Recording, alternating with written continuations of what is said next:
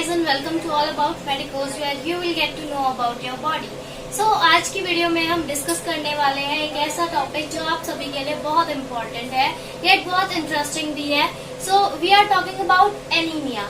Anaemia क्या होता है, कैसे होता है, क्या कॉजेस होते हैं इसके, क्या इसके सिम्टम्स हैं और कैसे आप लैब डायग्नोसिस कर सकते हैं, यानी कि आइडेंटिफाई कर सकते हैं एनीमिया को. So before starting the video, अगर आपने अभी तक हमारे चैनल को सब्सक्राइब नहीं किया है तो वीडियो के जस्ट नीचे बेल आइकन है, उसको प्रेस कीजिए और सब्सक्राइब कीजिए ऑल अबाउट मेडिकोस को सारी नोटिफिकेशन पाने के लिए. सो आइए बात करते हैं what is anaemia. So what is actually anemia?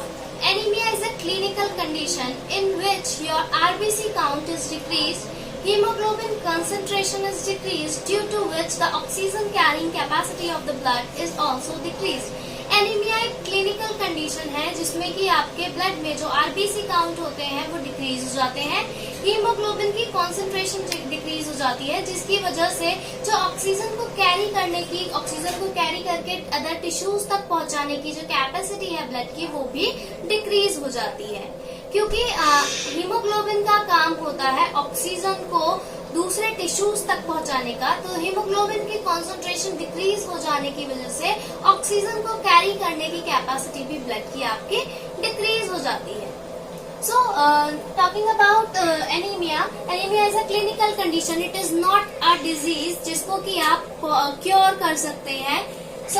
Anaemia क्या है, एक इरिथ्रोसाइटिक फंक्शन डिसऑर्डर है. जो आपके आरबीसीज हैं उनकी फंक्शनिंग में डिसऑर्डर आ जाता है. इसीलिए हम इरिथ्रोसाइटिक फंक्शनिंग डिसऑर्डर भी कह सकते हैं. इसी को आप इसी तरीके से सम अप कर सकते हैं कि आरबीसी काउंट डिक्रीज हो जाता है, हीमोग्लोबिन कॉन्सेंट्रेशन डिक्रीज हो जाती है, जिसकी वजह से ऑक्सीजन को कैरी करने की कैपेसिटी ब्लड की जो है वो डिक्रीज हो जाती है. बात करते हैं कि किन मायने में, किन कंडीशंस में आप कह सकते हैं कि एनीमिया है किसी पर्सन को. एनीमिया में अगर आप सबसे पहले जो देखेंगे वो आरबीसी काउंट और हीमोग्लोबिन कॉन्सेंट्रेशन को ही देखेंगे, क्योंकि मैंने जैसा कि बताया यहाँ पर कि एनीमिया क्या है, इरिथ्रोसाइटिक फंक्शनिंग डिसऑर्डर है. आरबीसी काउंट मेल और फीमेल में दोनों में वैरी करता है. मेल्स की बात करें तो अगर आपका आरबीसी काउंट 4.5 मिलियन सेल्स पर क्यूबिक एमएम से डिक्रीज हो जाए और हीमोग्लोबिन कॉन्सेंट्रेशन मेल्स में 11.5 ग्राम पर डीएल से कम हो जाए तो वो कंडीशन एनीमिया कहलाती है. बात करें फीमेल्स की, तो फीमेल्स में अगर आपका आरबीसी काउंट 3.5 मिलियन सेल्स पर क्यूबिक एमएम से डिक्रीज हो जाए और साथ ही साथ आपकी हीमोग्लोबिन कॉन्सेंट्रेशन जो है वो 10.8 ग्राम पर डीएल से कम हो जाए तो उसी कंडीशन को हम एनीमिया कहते हैं. आगे बात करते हैं एनीमिया के सिम्टम्स के बारे में. What are the symptoms of anaemia? So let's understand the symptoms of anemia. Anaemia के क्या लक्षण हो सकते हैं जिनको देखकर आप पहचान सकते हैं कि कहीं आपको एनीमिया तो नहीं. फर्स्ट सिम्टम जो आपको नजर आ सकता है वो है फटीग, यानी कि आप थकान फील कर सकते हैं through out the day. Second symptom आप फील कर सकते हैं डिजीनेस, जैसे आप फील करते हैं कि कई बार आपका किसी काम में मन नहीं लगता, आपको सोने जैसा फील होता है, उसी को डिजीनेस कह सकते हैं. नेक्स्ट सिम्टम है वो आपका देख सकते हैं कि जनरलाइज्ड मस्कुलर वीकनेस. जो आपकी मसल्स हैं उनमें आप वीकनेस फील कर सकते हैं, आपको पेन हो सकता है. ये भी एक लक्षण है एनीमिया का. नेक्स्ट हो सकता है आपको हेडेक फील कर सकते हैं आप. पैलर आप देखेंगे, पैलर क्या होता है कि डिस्कलरेशन आ जाए अगर आपके स्किन और नेल्स में, तो उसको पैलर कहते हैं. अगर आपके स्किन और नेल्स नॉर्मल कलर के ना दिख के पेल यानी कि लाइट येलोइश टिंज आपको दिखाई देता है तो वो पैलर है, वो एक सिम्टम हो सकता है एनीमिया का. नेक्स्ट आप टिनिटस, जो सीवियर एनीमिया होता है उस केसेस में क्या होता है कि आपको सुनने में एक रिंगिंग सेंसेशन सुनाई देती है, उसी को टिनिटस कहते हैं. आप टिनिटस भी ऑब्जर्व कर सकते हैं अगर सीवियर एनीमिया या फिर क्रॉनिक एनीमिया किसी केस में है तो. नेक्स्ट आप फील कर सकते हैं, आप ब्रेथलेसनेस फील कर सकते हैं. आपको ऐसा लग सकता है कि आपको सांस लेने में प्रॉब्लम हो रही है या बहुत थकान फील हो रही है. These all are the symptoms of anaemia कि क्या क्या ऐसे लक्षण हो सकते हैं. अगर इनमें से कोई लक्षण है या ये लक्षण है तो आप कह सकते हैं कि पर्सन क्या है, एनीमिक है. नेक्स्ट बात करते हैं कॉजेस के बारे में कि एनीमिया के क्या कॉजेस होते हैं, किन कारणों की वजह से एनीमिया हो सकता है। So now talking about the causes of anemia, क्या कॉज हो सकता है एनीमिया का या क्या कारण है। So फर्स्ट कॉज एनीमिया का हो सकता है इंक्रीज्ड हीमोलिसिस, यानी कि हीमोलिसिस का मतलब होता है हीम और लाइसिस को अगर आप ब्रेक करके देखें, लाइसिस का मतलब ब्रेक डाउन और हीम का इज रिलेटेड टू ब्लड। सो अगर हीमोलाइसिस को कलेक्टिवली आप देखें तो आप कह सकते हैं haemolysis is the breakdown of RBCs. So अगर आपके ब्लड में हीमोलाइसिस इंक्रीज हो जाती है तो ये एक कारण हो सकता है आपके एनीमिया का। क्या होता है कि आरबीसी का लाइफ स्पेन 120 डेज होता है, लेकिन अगर सर्कुलेशन में जो आरबीसीज है उनमें कुछ सब्सटेंस में चेंज आ जाए या फिर कुछ ऐसे सब्सटेंसेस रिलीज होने लगे जिनकी वजह से आरबीसीज का ब्रेकडाउन डिस्ट्रॉय बढ़ जाए, तो उस केस में इंक्रीज हीमोलिसिस होती है और आपके जो ब्लड में है वो आरबीसीज का डिस्ट्रक्शन जो है वो फास्टर रेट पे होने लगता है। सो जो कि आपका रिजल्ट कर सकता है एनीमिया में।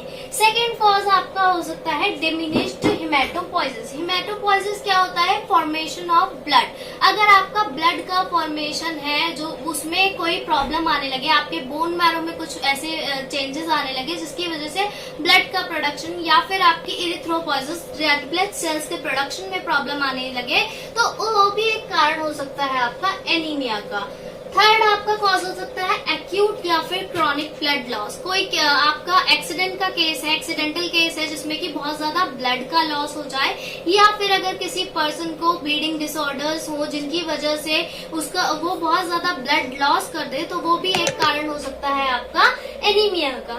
नेक्स्ट हो सकता है ड्रग इंड्यूस्ड, क्योंकि कोई कुछ ऐसे ड्रग्स होते हैं, कुछ ऐसे मेडिसिन होते हैं जिनको यूज करने की वजह से आरबीसीज का डिस्ट्रक्शन या फिर उनका प्रोडक्शन जो है वो ऑल्टरकेट हो जाता है, जिसकी वजह से वो सही मात्रा में प्रोड्यूस नहीं होते हैं और आपके ब्लड में सप्लाई नहीं हो पाते हैं। सो ये भी एक कारण हो सकता है एनीमिया का। नेक्स्ट कारण हो सकता है आपका पैरासिटिक इन्फेक्शन। कुछ पैरासिटिक इन्फेक्शन ऐसे होते हैं जिनमें कि पैरासाइट्स आपके ब्लड में एंटर कर जाते हैं और फिर वो आपके ब्लड पर एक्ट करने लगते हैं और आपके आरबीसीज को ब्रेक डाउन कर देते हैं। सो ये भी एक कारण हो सकता है एनीमिया का। So these are all the causes of anaemia.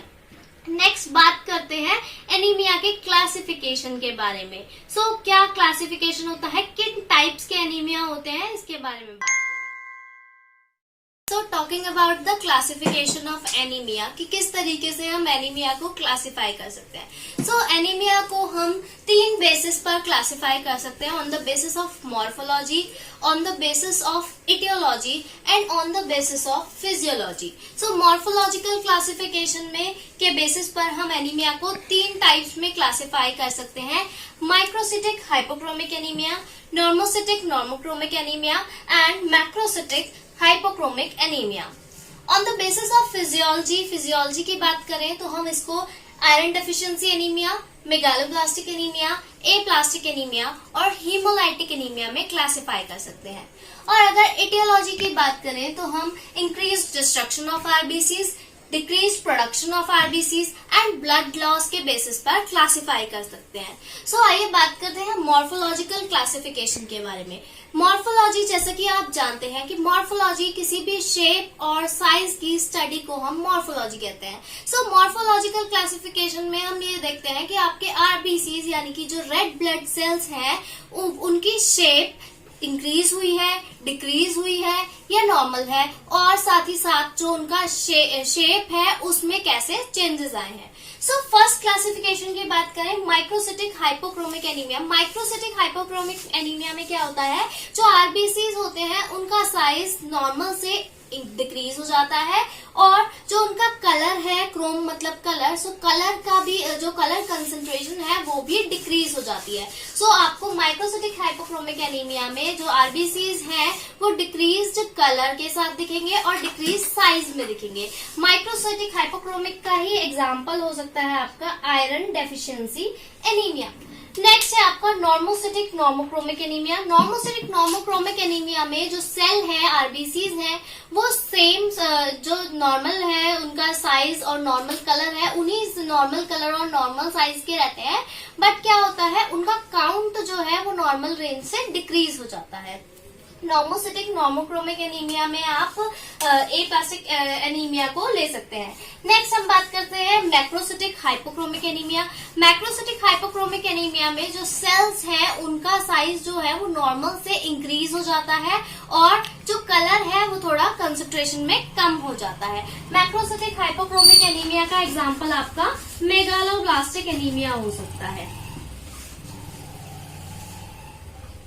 किन बेसिस पर हम क्लासिफाई करते हैं माइक्रोसिटिक, नॉर्मोसिटिक और मैक्रोसिटिक एनीमिया को, कि आपके जो रेड सेल इंडिसेस होते हैं यानी कि MCV, MCH, MCHC, इन तीनों में इंक्रीज और डिक्रीज के बेसिस पर हम क्लासिफाई करते हैं मैक्रोसिटिक, माइक्रोसिटिक और नॉर्मोसिटिक को, जो कि हम लैब डायग्नोसिस में इसको आगे आपका डिस्कस करेंगे। नेक्स्ट हम बात करते हैं फिजियोलॉजिकल, यानी कि जो फिजियोलॉजी है उसके बेसिस पर, फंक्शनिंग है जो आपकी ब्लड की, उसके बेसिस पर हम एनीमिया को, तो पहला आयरन डेफिशिएंसी एनीमिया जो कि आयरन की डेफिशिएंसी से होता है। दूसरा आपका मेगालोब्लास्टिक एनीमिया जो कि विटामिन B12 और फॉलिक एसिड की डेफिशिएंसी की वजह से होता है।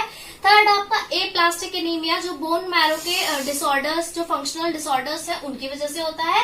और लास्ट आपका है हीमोलिटिक एनीमिया, जिसमें कि आपका आरबीसीज का डिस्ट्रक्शन बढ़ जाता है। हीमोलाइटिक एनीमिया के अंदर आपका थैलेसीमिया आ सकता है, सिकल सेल एनीमिया आ सकता है और आपका ऑटो इम्यून हीमोलाइटिक एनीमिया भी आपका हीमोलाइटिक एनीमिया में ही आता है। सो ये हो गया फिजियोलॉजिकल टाइप ऑफ या फिर physiological classification of anaemia. Next बात करते हैं एटियोलॉजी। एटियोलॉजी यानी कि जो कॉज है उसकी स्टडी, मतलब जो कॉज है उसके बेसिस पर हमने एनीमिया का किस तरीके से क्लासिफिकेशन किया है। सो इंक्रीज डिस्ट्रक्शन, अगर आपके जैसे कि बताया था आरबीसी का डिस्ट्रक्शन बढ़ जाए तो उस बेसिस पर। सेकेंडली आपका प्रोडक्शन जो है आरबीसी का वो डिक्रीज हो जाए तो उसके बेसिस पर। और थर्ड आपका ब्लड लॉस के बेसिस पर भी जो एनीमिया होता है वो एटियोलॉजिकल क्लासिफिकेशन में आता है। सो this is all about the classification of anaemia. तीन तरीके से कर सकते हैं, मॉर्फोलॉजिकल, फिजियोलॉजिकल और एटियोलॉजिकल। एक और बेसिस पर आप बता सकते हैं सीवियरिटी के बेसिस पर कि कितना सीवियर एनीमिया है। तीन तरह से हम एनीमिया को जो है वो ब्रॉडली क्लासिफाई कर सकते हैं सीवियरिटी के बेसिस पर, जैसे कि माइल्ड, मॉडरेट और सीवियर। अगर कम सिम्टम्स नजर आते हैं तो आप माइल्ड एनीमिया कह सकते हैं, थोड़े ज्यादा सिम्टम्स नजर आते हैं तो मॉडरेट, और अगर बहुत सारे यानी कि सारे ही सिम्टम्स आपको नजर आने लगे उसमें आप सीवियर एनीमिया कह सकते हैं। इसी में आपका जो माइल्ड, मॉडरेट, सीवियर है, इसी में आपका आरबीसी का काउंट और हीमोग्लोबिन की कॉन्सेंट्रेशन के बेसिस पर भी आप बता सकते हैं। अगर नॉर्मल जो बॉर्डर लाइन पर है अगर आरबीसी काउंट और हीमोग्लोबिन कॉन्सेंट्रेशन, तो आप उसको माइल्ड एनीमिया कह सकते हैं। लेकिन अगर थोड़ा ज्यादा डिक्रीज हो गया है तो वो मॉडरेट में आ जाएगा, और बहुत ही कम अगर काउंट चला जाए तो उसको आप सीवियर एनीमिया कह सकते हैं। नेक्स्ट बात करते हैं एनीमिया के लैब डायग्नोसिस की, यानी कि किस तरीके से आप आइडेंटिफाई कर सकते हैं कि किन टेस्ट से आप आइडेंटिफाई कर सकते हैं, डायग्नोज कर सकते हैं कि कोई पर्सन एनीमिक है कि नहीं। Lab diagnosis plays a crucial part in the diagnosis of anaemia. अगर आप कोई भी मेडिकल या पैरामेडिकल स्टूडेंट है तो आपको ये जानना बहुत जरूरी है कि लैब डायग्नोसिस किस तरीके से करें एनीमिया की, कैसे हम डायग्नोज करते हैं। सो फर्स्ट ऑफ ऑल हम क्या करेंगे, हम पेशेंट का आइडेंटिफिकेशन करेंगे। आइडेंटिफिकेशन में आपको पता ही है, आप नेम, एज वगैरह सब नोट कर लेंगे। उसके बाद सेकेंड आप मेडिकल हिस्ट्री लेंगे किसी पेशेंट की, कि उसको पास्ट 3 मंथ्स में, 6 मंथ्स में या 1 ईयर में कोई बीमारी थी, क्योंकि आप जैसा कि मैं बता रही हूँ ड्रग इंड्यूस भी हो सकता है। सो टाइप ऑफ एनीमिया बताने के लिए, या फिर एनीमिया है या नहीं, किस वजह से है, ये सब बताने के लिए आपको मेडिकल हिस्ट्री लेना बहुत इम्पोर्टेंट है। नेक्स्ट आप पर्सन का फिजिकल एग्जामिनेशन करके भी बता सकते हैं, देख सकते हैं। जैसे कि आपको मैंने बताया था पेलर होगा तो डिस्कलरेशन आप स्किन और नेल्स में देख सकते हैं, ब्रिटल नेल्स हो सकते हैं। So these are some of the physical examination that you can do. आप उस पर्सन का बीपी वगैरह भी चेक कर सकते हैं। नेक्स्ट टेस्ट की बात करें तो सबसे पहले हम हेमाटोलॉजिकल टेस्ट लगाते हैं, क्योंकि जो एनीमिया है वो क्या है, वो आपका इरिथ्रोसाइट फंक्शन डिसऑर्डर है। तो सबसे पहले हेमेटोलॉजिकल टेस्ट के लिए हम ब्लड सैंपल लेंगे किसी भी पेशेंट का। तो हेमेटोलॉजिकल टेस्ट में कौन कौन से टेस्ट आप परफॉर्म कर सकते हैं? आप आरबीसी काउंट देख सकते हैं, आप हीमोग्लोबिन कॉन्सेंट्रेशन देख सकते हैं, टीएलसी देखेंगे, उसका हीमोग्राम देख सकते हैं, एमसीवी रेड सेल इंडिसेस बहुत इंपॉर्टेंट है, एमसीवी, एमसीएच, एमसीएचसी और साथ ही साथ पीबीएस यानी कि peripheral blood smear. So these are some of the most important tests that are used for the diagnosis of anemia। RBC count आप देखेंगे जिससे कि आपको पता चलेगा नॉर्मल रेंज से कम है, अगर कम है तो एनीमिक होगा। हीमोग्लोबिन कॉन्सेंट्रेशन अगर नॉर्मल रेंज से कम है तो वो एनीमिक हो सकता है। एमसीवी, एमसीएच, एमसीएचसी ये बहुत इंपॉर्टेंट है क्योंकि यही आपको आइडेंटिफाई करेंगे टाइप ऑफ एनीमिया। टाइप जो है वो इसी के बेसिस पर आप बताते हैं।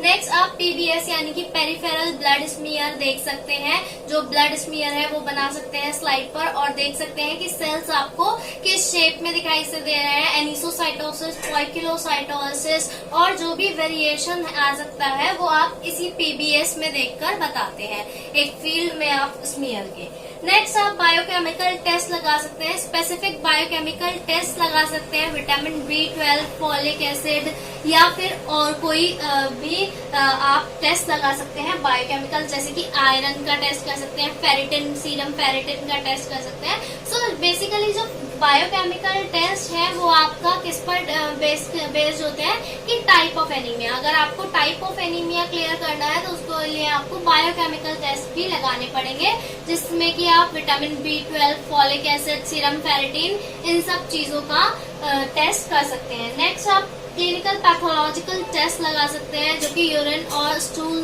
के सैंपल से लगा सकते हैं। यूरिन में आप हेमेटूरिया देख सकते हैं कि कोई ब्लड का प्रेजेंस तो नहीं आ रहा है यूरिन में, वो भी एक कॉज हो सकता है क्योंकि एनीमिया होने का। नेक्स्ट आप स्टूल में ओवा और सिस्ट का एग्जामिनेशन कर सकते हैं। ओवा और सिस्ट अगर है तो पैरासिटिक इन्फेक्शन या फिर कोई भी वॉर्म इन्फेक्शन की वजह से हो सकता है। So clinical pathological test are also important. Next अगर बहुत सीवियर एनीमिया है, अगर इन सब से भी नहीं पता चल पा रहा है तो आप बोन मैरो एग्जामिनेशन कर सकते हैं। आप बोन मैरो एस्पिरेशन या फिर बायोप्सी सैंपल लेकर बोन मैरो का एग्जामिनेशन कर सकते हैं कि उसमें कोई डिसऑर्डर तो नहीं है, क्योंकि बोन मैरो का जो फंक्शन है उसको आप सिर्फ बोन मैरो एस्पिरेट लेकर ही क्लियर कर सकते हैं। सो माइलॉइड इरिथ्रॉइड रेशियो देख सकते हैं आप इसमें। So this is all about the lab diagnosis. इन जो ये वाला क्राइटेरिया है इसको आप फॉलो कर लैब डायग्नोसिस कर सकते हैं और डायग्नोज कर सकते हैं एनीमिया है और कौन से टाइप का एनीमिया है। नेक्स्ट हम बात करते हैं हाउ टू प्रिवेंट एनीमिया या हाउ टू ट्रीट एनीमिया। किस तरीके से आप ट्रीटमेंट कर सकते हैं एनीमिया का। सो लेट्स सी कि कैसे आप ट्रीट कर सकते हैं anemia. So how to treat anemia, किस तरीके से आप एनीमिया को ट्रीट कर सकते हैं। तो first of all early diagnosis बहुत इम्पोर्टेंट है। आपको पहचानने हैं अपने सिम्टम्स की, क्या ये एनीमिया के सिम्टम्स हो सकते हैं, उसकी पहचान करके ही क्योंकि आप ट्रीटमेंट उसका शुरू कर सकते हैं। तो बहुत सिंपल सिम्टम्स हैं जो नजर आते हैं तो वो आप देख सकते हैं और फिर अपना ट्रीटमेंट स्टार्ट कर सकते हैं। ट्रीटमेंट कंजर्वेटिव हो सकता है और आप उसको खुद ही अपने घर में ट्रीट कर सकते हैं, क्योर कर सकते हैं। आप बैलेंस डाइट लीजिए, बैलेंस डाइट बहुत इम्पोर्टेंट होती है। तो बैलेंस डाइट में आप इक्वल अमाउंट में, बैलेंस अमाउंट में पोर्शन लेते हैं, कार्बोहाइड्रेट, प्रोटीन और आप विटामिन्स और मिनरल्स हैं जो भी वो बैलेंस प्रोपोर्शन में लेते हैं। So balance diet is very important. Next आप प्रॉपर सप्लीमेंट्स ले सकते हैं आयरन, विटामिन B12 और फॉलिक एसिड के। जो आयरन, विटामिन B12 और फॉलिक एसिड के सप्लीमेंट्स हैं इसको आपको अपनी रेगुलर डाइट में या फिर रेगुलरली अपने रूटीन में शामिल करना है, क्योंकि आयरन, विटामिन B12 और फॉलिक एसिड बहुत इंपॉर्टेंट होते हैं आपके सेल्स के मैच्योरेशन के लिए। So this is all about how to treat anemia. Anemia को किस तरीके से आप ट्रीट कर सकते हैं यही। सो आई होप आज की ये वीडियो आपके लिए हेल्पफुल रहेगी। ऐसी ही बहुत सी वीडियोस के बारे में जानने के लिए सब्सक्राइब कीजिए ऑल अबाउट मेडिकोज को हमसे जुड़े रहने के लिए, और लाइक कीजिए, शेयर कीजिए और कमेंट बॉक्स में कमेंट कीजिए और बताइए कि और कौन से टॉपिक्स हैं जिसके बारे में आप जानना चाहते हैं।